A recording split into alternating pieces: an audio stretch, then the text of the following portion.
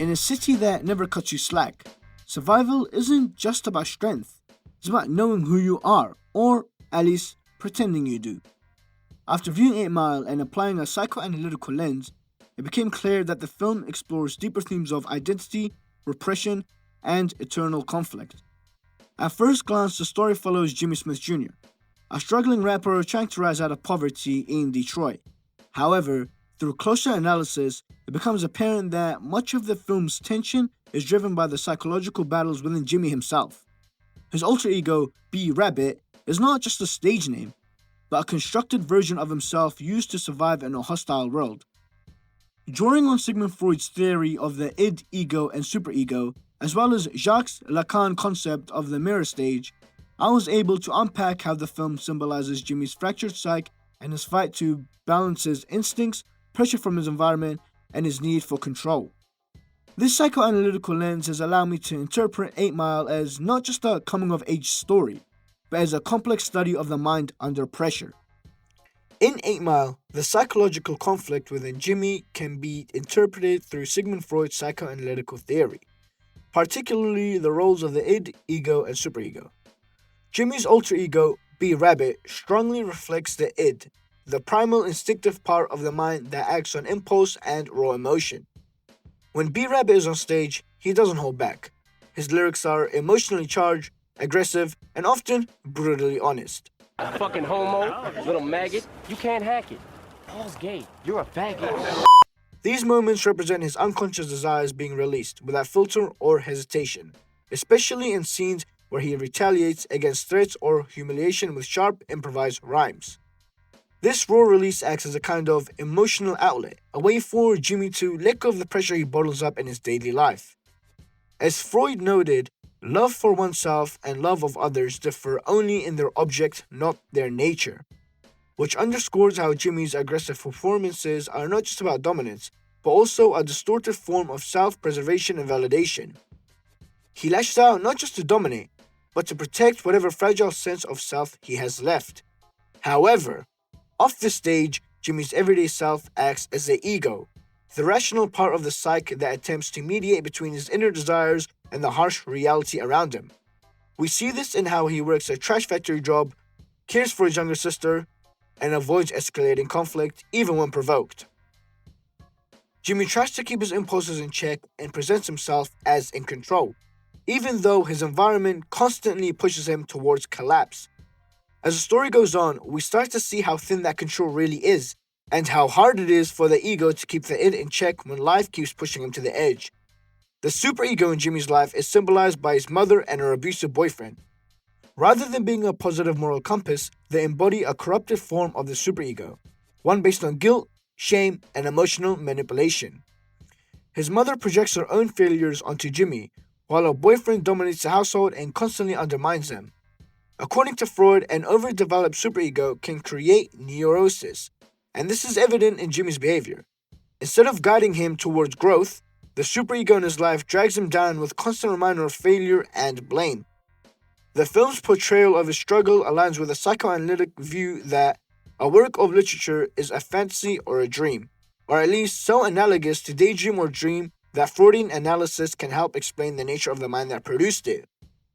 Here, 8 Mile itself functions like a dream, revealing Jimmy's repressed struggles through symbolic battles and fractured relationships. The overwhelming pressure from his home life, paired with the suppressed aggression and ambition of his id, causes psychological instability. Jimmy is stuck in a mental tug-of-war.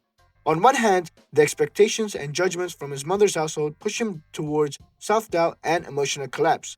And on the other hand, B Rabbit urges him to act out, take control, and dominate through instinct and aggression.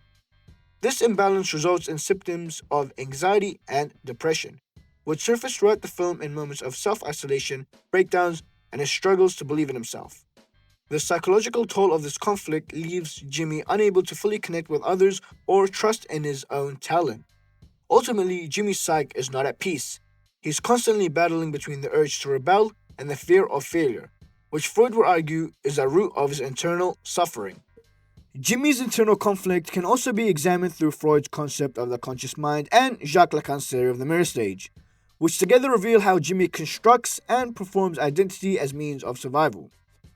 Freud once stated, "The future may teach us to exercise a direct influence by means of particular chemical substances," referring to how the conscious mind might eventually gain the power to shape perception and reality. While Freud was speaking literally, this quote also reflects the way the conscious self manages and reshapes behavior in order to cope with difficult environments. Jimmy's rap persona, B Rabbit, isn't simply a natural extension of who he is. It's a carefully constructed identity, created for the specific purpose of projecting strength in a world that constantly tests him. In Detroit's hostile rap scene, confidence is everything, and B Rabbit becomes a shield. This is not an unconscious eruption like the id. It's a deliberate act of survival. We see how intentional this performance is in scenes where Jimmy practices his lyrics alone or when he hesitates before battles, showing how much effort it takes to step into that role. In private moments, especially with his younger sister Lily, Jimmy drops the act.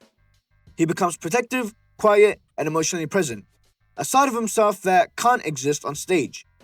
This switch between personas reflects the tension Freud saw in the conscious mind, the part of the psyche that constantly negotiates how much of our true selves we can afford to reveal, but also connects with Lacan's theory of the mirror stage, where the ego is formed through identification with an idealized image of the self.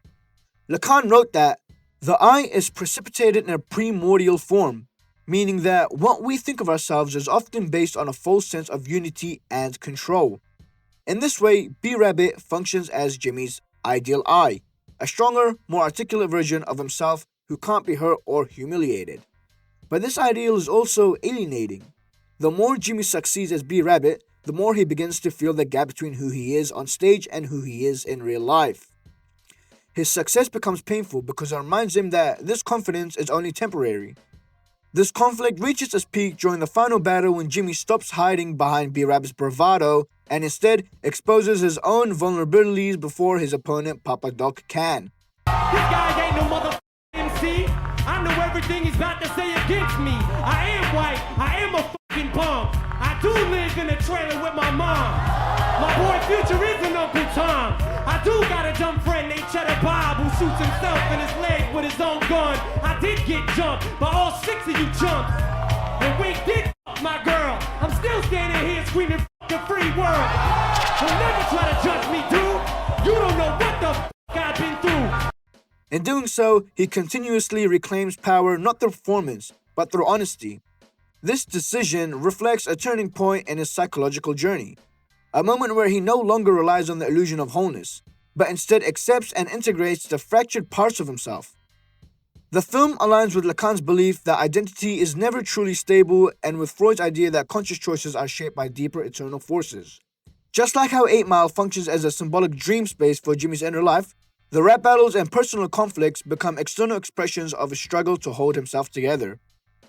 Jimmy is caught between the pressure to perform strength and the fear of being seen as weak. This inner tension drives much of his anxiety and self-doubt throughout the film. In the end, his battle isn't just against other rappers. It's against a carefully built version of himself that he's no longer sure he can live up to.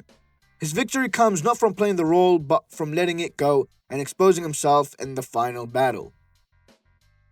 Now, to finish off my report, looking at 8 Mile through a psychoanalytic lens definitely adds depth. It turns Jimmy's story into more than just a rise from the bottom narrative. It becomes a study of identity, repression, and survival. Freud's ideas show us how Jimmy's mind is split between impulse and control, while Lacan's helps us see B Rabbit as a kind of mask, his ideal self used to survive in a brutal environment. The rap battles, the breakdowns, the constant switching personas, they all reflect deeper psychological tensions. But even with all that insight, psychoanalysis has its limits. It tries to explain Jimmy's struggles as inner dysfunction, like he's broken or unstable. But maybe he's not. Maybe he's just adapting to a world that gives him no other choice. Psychoanalysis focuses so much on what's going inside Jimmy's head that it misses what's happening around him. Poverty, violence, widespread failure. It sees his aggression as a symptom of repressed trauma, but ignores that in his world, aggression is protection. It reads B Rabbit as a false self-image, but doesn't consider that in Detroit, A persona isn't something you hide behind, it's something you build to stay alive. So, yes, this makes 8 Mile more interesting, but also incomplete. It tells us how Jimmy thinks, but not why he has to think that way. It's great for understanding the character, but not the world he's up against. And sometimes, it's not the mind that needs decoding, it's the system.